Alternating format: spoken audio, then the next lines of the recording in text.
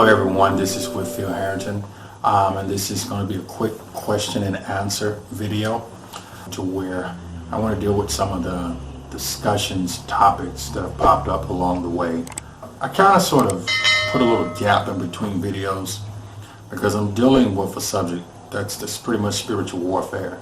And one of the things that I recognize is that when you talk about spiritual warfare, there are things that will occur to people who begin to practice some of the tactics and the things that I lay out. And I kind of like to move at a pace that allows me to monitor what is happening, so that way I would know how to address it and how to go before the Lord about it. Right off the bat, there were some previous questions, but one of the things I want to do is I want to get to what I think is a little bit more pressing. Here's the thing. When you start praying, the enemy will start manifesting. And it's interesting that I keep getting emails from people who say they're starting to see these spiritual dogs, like these evil dogs appearing before them as they're praying, or these evil dogs appearing in their dreams. And this is not something that's new. I've heard this over the years. I've experienced this myself. I recently had a vision where I was at the house one morning getting ready to go to work, and I had a vision where I saw two dogs sitting on the back seat of my car, just boom. And I decided that I would play a nice little game with them. Since they wanted to stake me out, I decided that I would just call out that day. Didn't go to work, just leave them on the back seat. And then I dealt with them later on that day. Here's the thing. When God begins to open your eyes, you're going to start seeing spirits like that. That's the spirit that's assigned to you, sort of like the pawn or the first line of defense that the enemy has against you. It's a matter of understanding that your words are weapon, which means if it's a dog, how would you get rid of a dog in the natural? You can throw water on it, you can kick it, you can do, a lot of things. But typically, you have to decide how you want to deal with that dog. And that dog is only going to stay around you so long as you're not giving it an invitation to continue around you. If it's showing up when you're praying, then it's a sign that your prayers are disturbing its master. The dog has a master that it's reporting to, and it's monitoring you and reporting you back to its master. I want to try to do something real quick. I didn't plan to do this, but I want to show you something that I think will change the way you understand how prayer works. One of the things I discovered, I call it a prayer vortex. Okay? And when I say a prayer vortex, it's a way that I know how to change the atmosphere. If you want to change the atmosphere and make it to where these spirits are not bothering you, then I have what's called a prayer vortex. What I do is I put on multiple prayers. For instance, I may decide to do something by Dr. Daniel Olukoya, and then I may decide to do something by John Eckhart. John Eckhart has a video entitled Prayers That Rout Demons. So I may decide to do that as well. And what I would do is I would do multiple videos. In other words, I would open up multiple channels or multiple tabs to where I'm playing one video on this one, then I'm playing another video on the next one, and I may decide to put on Brother Carlos to where he's praying house cleansing prayers. I may decide to put on Cindy Trinum's atomic prayer. Then I may decide to do some of my own prayers. And I even have the Bible playing in the background. And I'm going to tell you something. I discovered something when you continue to pray these prayers, and one person left a comment stating that he had played these prayers. I don't know whether he prayed or played these prayers at midnight for 2 straight weeks. Demons jumped out of his body. It's because they cannot stand the atmosphere that continually have prayer in it. And that's just a given. That's a fact. That's what happens. So what I want to do is I want to give you a sample of how to instantly change the atmosphere in your house. especially for my people that are in Africa. Now, if you can, I would advise you to find a way to download this onto your phone if you're going to do it. If you got a cell phone that you can download it onto multiple cell phones, that will be ideal to do. But if not, then you can also open up multiple tabs on the internet on your computer. But what I have noticed is when you start opening up multiple tabs and you start doing this, what ends up happening is the internet goes out. The internet goes out, and something, I'm like, okay, this is not, this is not something that's just happening. This is actually something demonic, to where it's interrupting the internet connection. And so I'm convinced of that a lot of times that when I start doing that, I will get that sensation that the enemy is doing this simply to make the internet go out. And what I've discovered is, but when I do this, what ends up happening is it changes the atmosphere. And if there's any spirits in the area, especially in the house, they can't stand the sound of it. And what I would do is, I have a lot of old cell phones, and I will put them on Wi-Fi. I put one cell phone here, put another one there, another one in the house, and I would turn it up loud enough not to be too big of a disturbance to my neighbors. It creates what I call a prayer cyclone. It's like a prayer tornado. Let me show you. I'm pulling up multiple pages here, like when you just using your regular Google browser. I will get all of my things ready. Sometimes I put music on in the background as well, just to sort of give myself the sound that I need. All right, here it goes. This is what I call a prayer cyclone. If you live in an area that's infested with evil works that goes on at night, and if you can play this, it will run the devil crazy. It get on demons' nerves. It get on my nerves, I'm gonna be honest.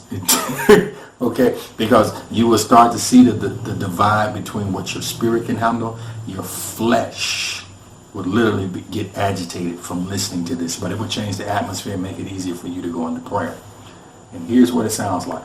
Father, in the name of Jesus, the author and finisher of my faith, I arise to establish my legal right and dominion over this region and over every territory which you have given me jurisdiction or authority. That's starting to change the atmosphere where you are. And what I do is, great and dreadful God, keeping the covenant and mercy to them that love you, and to them that keep your commandments. Appeal to the God who said in Chronicles 7:13-16, if I shut heaven that there be no rain, if I command the locusts to devour the land. now I'm gonna pause it so you can hear Dr. He's praying with his congregation. This is Dr. Daniel. So what I'm gonna do now is I'm gonna switch. Watch this. Jesus Christ Now, said, this is another. we renounce all negative inner vows made by ourselves. So what I'm doing is I'm mixing all of it. It changes the atmosphere. There's an evil spirit there. It's got to be very high up the chain of command. If there's an evil spirit there, it has to be very high up the chain of command to be able to stay there. So just by mixing all of those, it would run, those lower level spirits will run away. It will run them away, and what will end up happening is it'll give you sort of the atmosphere that you need to pray. And a lot of times, I'm not going to sit here and lead you to believe that, I'm just come home like, I'm just ready to pray. My flesh is like, dude, you haven't slept for 3 hours. Get in the bed. I'm like, don't get in the bed. You need to pray. And it's like this argument. You haven't eaten in 2 days. Okay? You haven't slept for 3 hours every night. It's like your flesh starts to come up with all these menus for you when you come off the fast. So it's sometimes it shifts your ability to instantly desire to pray. And so these are some of the little things that I had to learn to sort of change the atmosphere instantly. So when you start seeing those things like those demonic dogs and different things like that, they're coming to number one, break your cycle of consecration. They got to get you to lower your defenses. And those higher up entities, those higher up beings that you fight, they don't normally come at the beginning. They send things in to sort of weaken your defenses so they can come in for a greater attack. And so you have to be, be on alert. And this is one of the ways that I've learned that you deal with that. Those dog spirits, you just have to command them to die, set them on fire. And I wish I could take the time to really explain to you that your words are weapons in the spirit realm. What you say, you should have what you say. You be ensnared by the words of your mouth. These are words that God are telling you that your words are weapons. You think about when these people are issuing curses, what are they doing? They're just speaking words. They get your picture and talk words over it. They understand that the words that come out of their mouth is powerful. And it's the same thing. There's so much that I could talk about, and I'm slowly but surely, I'm starting to open up and tell you a lot of the things that are in my Pandora box. But really, it's just a matter of knowing how to deal with those things, number one. And I know, you're probably anxious to learn how to fight. Well, here's the thing. One of the reasons why I'm so hesitant to teach you how to do certain things is because I understand that warfare goes both ways. I can't teach you how to get up and throw a rock at the enemy and then have you to believe that the enemy is not going to throw a brick back at you. That's a reality. So one of the things that I'm cautious to do is to show you this is how you prevent these things from happening. Prevention, is better than preparing for the battle. If I can prevent the battle from happening, then it's better than having to go through it all alone. So it's a matter of knowing that, number one, that those dog spirits, they're there on an assignment to break your prayer cycle. When they start manifesting, they're threatened. Demons don't manifest unless they're threatened. That's why you don't see them screaming out in church, because they ain't threatened. They just go in, sit down, clap their hands, and sit there and wait till the service over and leave. They're not threatened. It's not enough power. It's not enough fight. And when Jesus was coming into the Gadarene country, when he had walked on the water and got in and then got in the ship, when he got there, immediately there met them a man out of the tombs, which had a demon in the name of Legion. That demon know that it was threatened by the level of authority that Jesus was bringing to its shores. Therefore, it manifested and started pleading for mercy. So when these spirits start manifesting, it's because there's something that you're doing that's threatening their ability to continue their operations.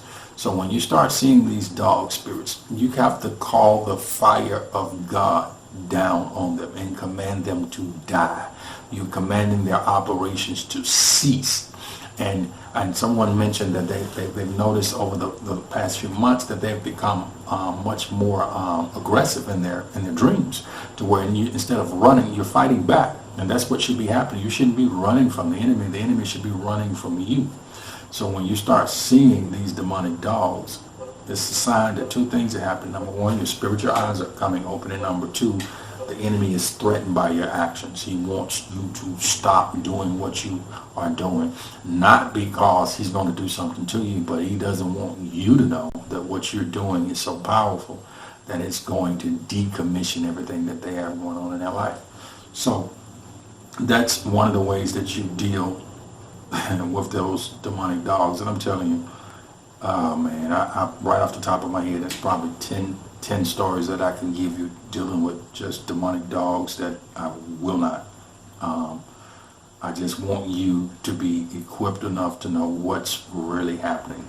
You don't have to know everything. You do need to accomplish what God has called you to do, but you don't have to know everything in the process. So this is pretty much just a quick video to where I'm talking about people who are dealing with these demonic dogs or these spirits that are attacking them in their dreams. All right, so I hope this video is a help, and stay tuned for the next question and answer video.